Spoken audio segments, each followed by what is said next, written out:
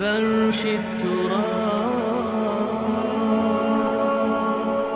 يضمني وهو غطاء.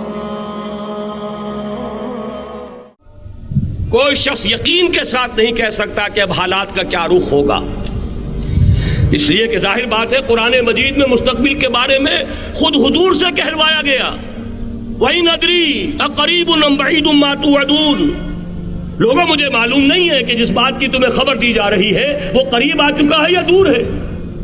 وَإِنْ أَدْرِي لَعَلَّهُ فِتْنَةٌ لَكُمْ وَمَتَاعٌ إِلَىٰ حِينٍ. اور میں نہیں جانتا، ہو سکتا ہے اللہ کچھ اور مہلت دے دے تمہیں، اور کچھ اور آزمائش جو ہے اس کے لیے تمہارے لیے کوئی اور مہلت عطا فرما دے، ہو سکتا ہے. تو میں بھی کسی دعوے سے نہیں کہہ رہا، لیکن دو امکانات ہیں.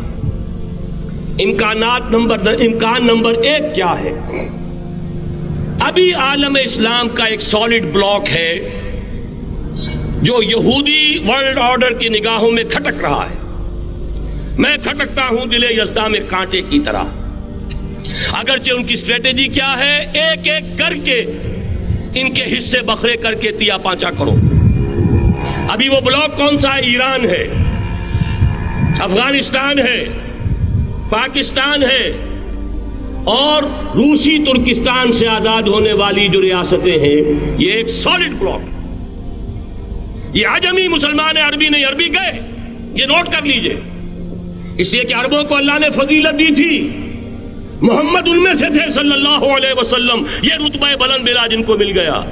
لیکن ساتھ ہی اللہ نے دھمکی بھی دے دی تھی سورہ محمد میں، ان تتولوا یستبدل قوما غیرکم.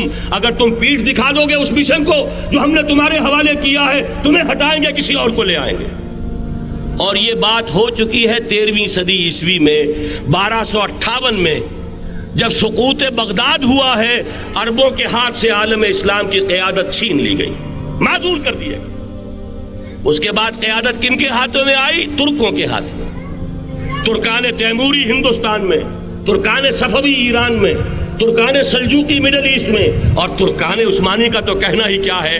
وہ ایشیا مائنر سے چل کر آپ کو معلوم ہے کہ مشرقی یورپ کا کتنا بڑا علاقہ، دی گریٹ آٹومان امپائر کی صدی کے آغاز تک قائم تھی. اس صدی میں عجیب عجیب معجزے ہوئے ہیں. گریٹ آٹومان امپائر جو 3 بر اعظموں پر محیط، نام و نشان ختم. دی گریٹ USSR، نام و نشان ختم. اب تو روس صاحب ایک ملک کی حیثیت سے رہ گئے. یہ اس صدی میں دو اور وقت نہیں ہے میں اور آپ کو کیا بتاؤں. اس صدی میں تو بڑے بڑے عجیب عجوبے ہوئے ہیں. بڑی 2 عظیم جنگیں ہو چکی ہیں، تیسری جو ہے سر پر کھڑی ہے، دور نہیں ہے، جس کو حدیث میں کہا گیا ہے الملحمۃ العظمیٰ، تاریخ انسانی کی عظیم ترین جنگ. اور وہی صلیبی جنگ جس کا آغاز بوسنیا سے ہو چکا ہے. بہرحال اس وقت جو میں کہہ رہا تھا، ورنہ میرے پاس تو یعنی یہ کہ درد دل کہنے کے لیے وقت نہیں ہے، مجھے اپنی بات کو محدود کرنا پڑ رہا ہے. لیکن میں اب آ رہا ہوں اصل موضوع کی طرف، کہ ایک امکان تو یہ ہے کہ اس بلاک میں اسلام کا احیاء ہو،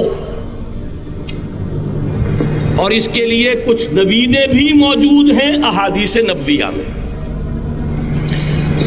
وہ تو آپ نے سنا ہوگا اقبال کا شعر، میرے عرب کو آئی ٹھنڈی ہوا جہاں سے، میرا وطن وہی ہے، میرا وطن وہی ہے.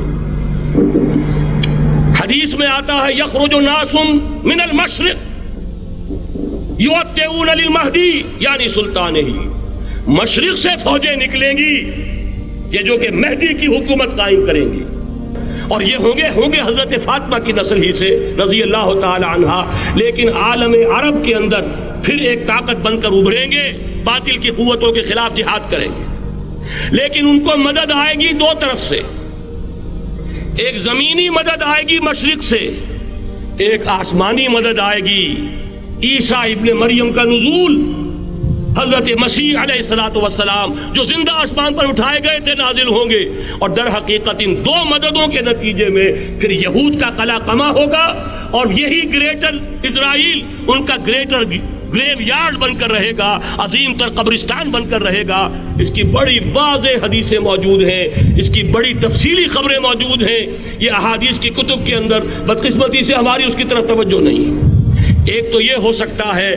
اسی طریقے سے ایک اور حدیث ہے، یخرج من خراسان رایات سود اور یہ مسلم شریف کی روایت ہے، نوٹ کیجئے گا، نہیں ترمذی شریف کی روایت ہے، یخرج من خراسان آیات سود لا یردها شیء حتی تنصب بإیلیا.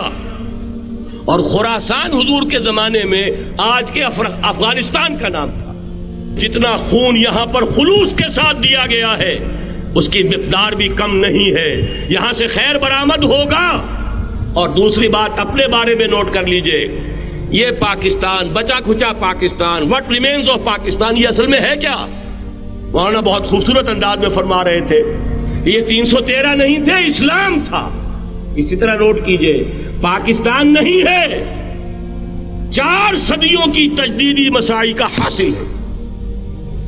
آپ نے کبھی نوٹ کیا ختم نبوت کے بعد اب سب سے اونچا منصب کس کا ہے؟ مجددین. سنن ابی داؤد کی روایت، ان اللہ یبعث فی هذه الامہ علی راس کل 100 عام من یجدد لها دینها. اور نوٹ کیجئے کوئی بات ہے، 1000 برس تک سارے مجدد عالم عرب میں پیدا ہوئے. جیسے ہی دوسرا 1000 سال شروع ہوا، الف ثانی کا مجدد اعظم شیخ احمد سرہندی کہاں تھا؟ صنم خانہ ہند میں حاضر ہوا. میں شیخ مجدد کی لحد پر، وہ خاک کے ہے زیر فلک مطلع انوار، گردن نہ جھکی جس کی جہانگیر کے آگے، جس کے نفس گرم سے ہے گرمی اعراض. وہ پھر 12ویں صدی کا مجدد اعظم امام الہند شاہ ولی اللہ دہلوی، 13ویں صدی کا مجدد اعظم سید احمد بریلوی، اس کے خون کا امین اور اس کے ساتھ کے شہداء کے خون کا امین، ان کے جسموں کا امین آپ کا خطہ ہزارہ، آپ کا خطہ سوات، اس میں ان کی جانیں ہیں جو دی گئی ہیں. اور وہ نہایت میں آپ سے عرض کر دوں، دور صحابہ کے بعد اتنا خالص اسلامی جہاد پوری مسلمان تاریخ میں نہیں ملے گا جتنا وہ تحریک شہیدین کا. 14ویں صدی ہجری میں شیخ الہند جیسا مجاہد اعظم کہ انگریز نے گرفتار کر کے قید بھی کیا ہے، تو کہاں؟ ہندوستان میں نہیں، کہاں؟ جزیرہ سائرس، کیا نام تھا؟ مالٹا، جزیرہ مالٹا بحر روم میں. اقبال کے نفس سے ہے لالے کی آگ تیز، ایسے غزل سرا کو چمن سے نکال دو. کہیں ہندوستان کی کسی جیل میں ہوا تو شاید اس کے نفس کی گرمی ہی سے کوئی حرارت پیدا ہو جائے. اور اسی صدی میں 14ویں صدی ہجری میں اقبال جیسا مفکر، اسی 14ویں صدی ہجری میں مودودی جیسا مصنف، اسی 14ویں صدی ہجری میں مولانا الیاس جیسا مبلغ رحمہم اللہ، عظیم شخصیتیں. آج پورے عالم اسلام میں آپ کو تبلیغی دوست ملیں گے. یہ کہاں سے شروع ہوئی تحریک؟ دہلی کی ایک چھوٹی سی مسجد سے. وہ مسجد بنگلے والی اب تو بڑی عالیشان ہو گئی ہے، جب وہاں شروع ہوا تھا کام بڑی چھوٹی سی مسجد. یہ سارے کام یہاں کیوں ہوئے؟ پورا عالم اسلام آزاد ہوا، کہیں نعرہ اسلام کا نہیں لگا، کہیں عرب قومیت پر، کہیں کسی اور عصبیت پر تحریکیں چلی ہیں. صرف تحریک پاکستان تھی کہ پاکستان کا مطلب کیا؟ لا الہ الا اللہ. کوئی سبب ہے کہ یہاں قرارداد مقاصد پاس ہوئی، حاکمیت اللہ کی ہے کہ اکبر نام لیتا ہے خدا کا اس زمانے میں.